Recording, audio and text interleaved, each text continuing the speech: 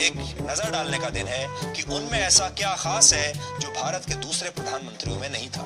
उनमें ऐसा क्या खास है कि आज दुनिया के बड़े बड़े नेता उन्हें बधाई दे रहे हैं। पहले शायद ऐसा कभी नहीं हुआ होगा कि भारत के किसी प्रधानमंत्री का जन्मदिन किसी इतनी बड़ी अंतर्राष्ट्रीय इंटरनेशनल इवेंट की तरह मनाया गया।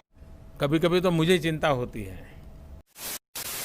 फ्लैशबैक। भाइयों बहनों, रोजगार आपको आपके प्रदेश में मिलना चाहिए कि नहीं मिलना चाहिए? आपके इलाके में मिलना चाहिए कि नहीं मिलना चाहिए? छोटे छोटे कारखाने लगे, हर गांव गली मोहल्ले में रोजगारी का अवसर पैदा हो और नौजवान अपने ही इलाके में रोजगार कमाए, ये हमें करना है भाई। झूठ बोलो, बार बार झूठ बोलो, जो भी बोल सकते हैं सब झूठ बोलो। And a flashback. आज हमारे माननीय प्रधानमंत्री श्री नरेंद्र दामोदर मोदी जी के जन्मोत्सव के उत्सव पर हम बेरोजगारों ने एक पकोड़े की दुकान खोली है और हम आप सबसे अपेक्षा करते हैं कि आप वो तो रोजगार दे नहीं पा रहे, आप लोग हमारे इस पकोड़ा रोजगार को ज्यादा से ज्यादा सफल बनाने में हमारा साथ देंगे। धन्यवाद। ये लीजिए साहब, पकोड़ा खाइए। ये पबजी वाला है क्या? नहीं। तमाशेबाज राजा, ध्यान से सुनना। राजा छटा हुआ तमाशेबाज था। वह अपनी प्रजा के मनोविज्ञान से अवगत था कि अमीर गरीब ज्ञानी अज्ञानी कोई हो, सब तमाशा घुस के देखते हैं। उसे पता था कि तमाशेबाजी से एक बार प्रजा के सम्मोहित होते ही राजा प्रजा में सदा के लिए ऐसी ट्यूनिंग बन जाती है कि राजा सिर पीटने की बात भी कहे तो प्रजा तालियां पीटने लगती है। राजा ने सुशासन के लिए तमाशाई शैली अपनाई। जो हो, तमाम तमाशेबाजी के बावजूद राजा को यह एहसास जरूर था कि तमाशेबाजी की अपनी खूबी है तो खामी भी है। खूबी यह है कि तमाशा दिखाने से प्रजा मूल मुद्दा भूल जाती है और खामी यह है कि हर बार नया दिखाना पड़ता है।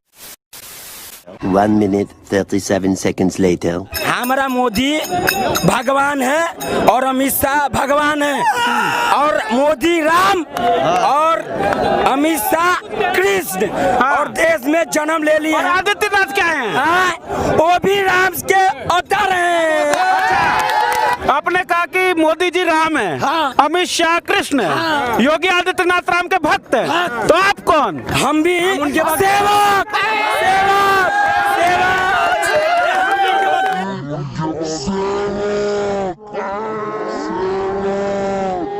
इस सज्जन को क्या तकलीफ है भाई?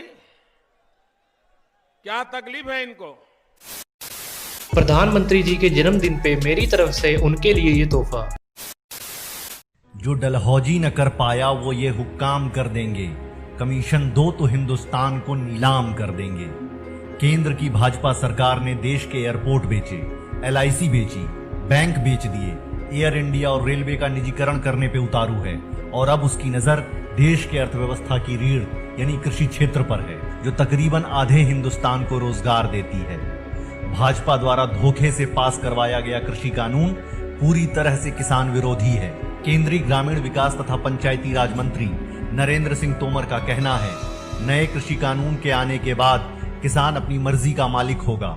वह देश के किसी भी कोने में जाकर अपनी फसल बेच सकेगा, जबकि वास्तविकता इसके बिल्कुल विपरीत है। भारत के 86% छोटे किसान एक जिले से दूसरे जिले में नहीं जा पाते, तो उनके किसी दूसरे राज्य में जाने का सवाल ही नहीं उठता। भाजपा का लाया यह कानून पूरी तरह से बाजार और बड़े पूंजीपतियों के लिए बना है, ना कि गरीब किसानों के लिए।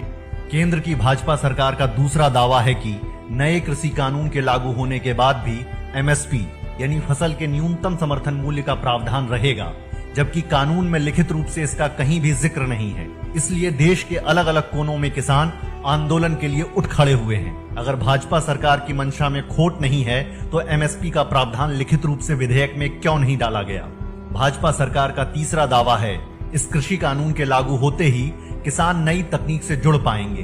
5 एकड़ से कम जमीन वाले किसानों को कॉन्ट्रैक्टर से फायदा मिलेगा, जबकि सच्चाई यह है कि इस प्रावधान से किसान अपनी ही जमीन पर मजदूर हो जाएगा। पुरानी फिल्मों के सीन की तरह ठेका सिस्टम शुरू हो जाएगा। खेती तब भी किसान ही करेगा, मगर माल कोई मोटा पूंजीपति ले जाएगा। चौथी और सबसे अहम बात, आवश्यक वस्तु संशोधन कानून के आने के बाद कालाबाजारी और जमाखोरी को वैधता मिल जाएगी, जिससे महंगाई बढ़ेगी, सामानों के दाम पूंजीपतियों के नियंत्रण में आ जाएंगे। पंजाब में अडानी का एक गोदाम बनना शुरू भी हो चुका है, 2 अन्य का उद्घाटन किया गया है।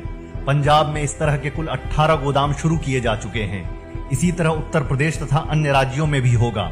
इस काले कृषि कानून के आने के बाद अनाज जैसे जीवनदायी सामानों को कोई भी कहीं भी कितनी भी मात्रा में इकट्ठा कर सकेगा और जब बाजार में उसकी कमी हो जाएगी तब अपने मनचाहे दाम पर बेचेगा।